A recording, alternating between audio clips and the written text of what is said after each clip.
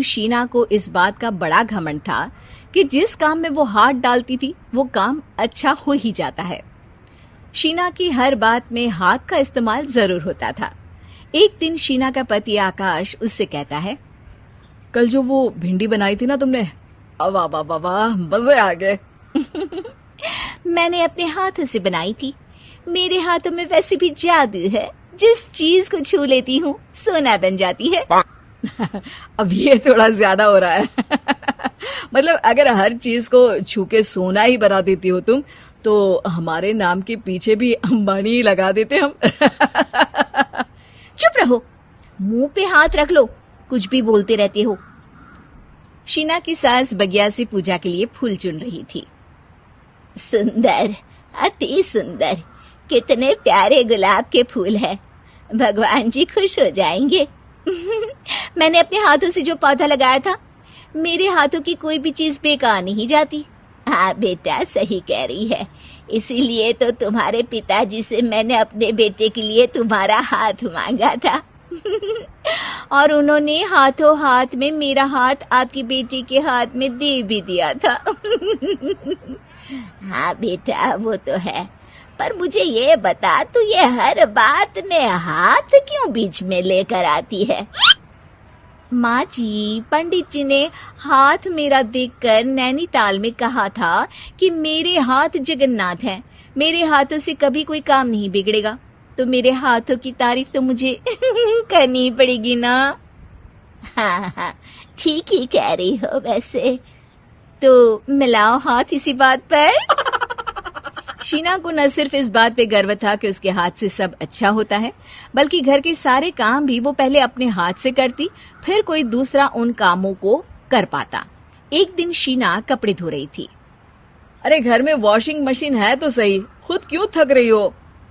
कपड़े पहले मेरे हाथ से धुलेंगे, फिर वॉशिंग मशीन से। पहले हाथ की सफाई, फिर मशीन की धुलाई। अगर आज डाकू गब्बर सिंह होता ना, तो वो ये हाथ मुझे दे दे ठाकुर तुमसे जरूर कहता, और मैं तो दिलवा भी देता तुम्हारे हाथ। हर एक काम में हाथ बटाओ, ज्यादा जुबान न चलाओ, वरना दूंगी एक उल्टे हाथ से। क्या दोगी? कपड़े दूंगी, लो निचोड़ो। ऐसे ही एक दिन, अरे बहू, ये सोफे पर चढ़कर हाथ से पंखा क्यों घुमा रही हो? माँ जी, क्योंकि मेरे हाथ से घूमेगा तो ज्यादा अच्छे से हवा देगा। अरे बेटा, फिर तो तुम गाड़ी का पहिया भी हाथ से घुमा के मायके जाया करो। एक बार आकाश ने घर पर कार लाने की बात छेड़ी। माँ, सोच रहा हूँ कि एक कार लेकर आता हूँ। ले ले बेटा, क्यों नहीं? अरे पैसे हो तो हवाई जहाज भी ले लेना। हाँ, पैसा तो हाथ का मेल है, ले लेते हैं। इस हाथ पैसे देंगी, उस हाथ कार ले लेंगी। मुझे तो लगता है कि बहू कार भी अपने हाथों से धक्का लगाकर घर लाएगी।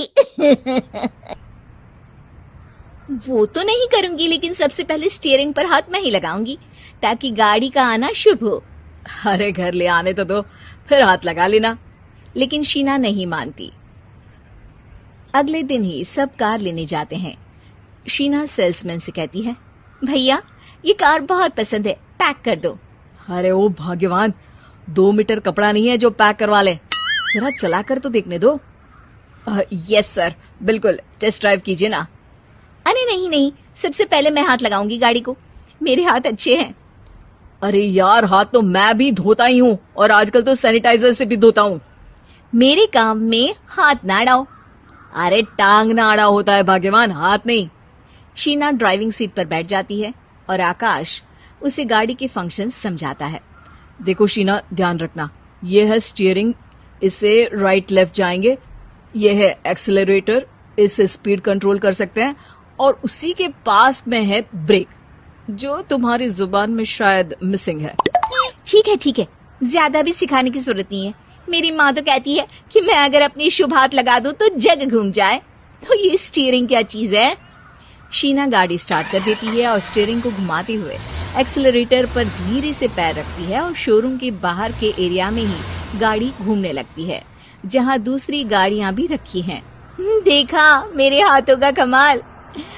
अब ब्रेक दबा दो, आगे गाड़ी है। शीना आगे गाड़ी देखकर घबरा जाती है और पांव गलती से एक्सीलरेटर पर पड़ जाता है। कार आगे खड़ी एक बड़ी गाड़ी में घुस जाती है। दोनों कार से उतरते हैं। सेल्समैन भागते हुए आता है। अरे 7 लाख की गाड़ी खरीदने आए थे और 15 लाख की गाड़ी ठोक दी। Oh my God. आकाश की माँ, आकाश और शीना घबरा जाते हैं। इतना सारा पैसा कहाँ से आएगा? तभी वहां मैनेजर भी आ जाता है। पूरा माजरा समझता है। अरे टेंशन मत लीजिए, गाड़ियों का इंश्योरेंस था।